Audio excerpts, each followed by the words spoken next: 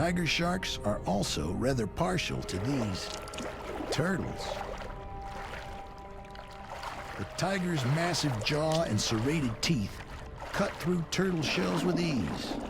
Once the shell is cracked, the turtle doesn't stand a chance.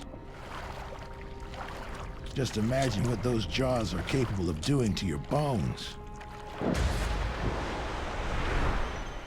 Every June and July in the remote northwest Hawaiian Islands, fledgling albatross chicks ready themselves to leave land. This is one takeoff the chicks can't afford to get wrong.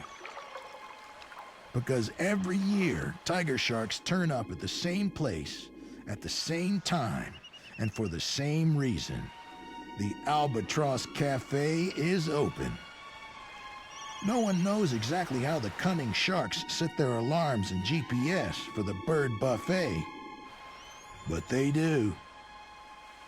Hungry tiger sharks snap up any bird that fails to fly.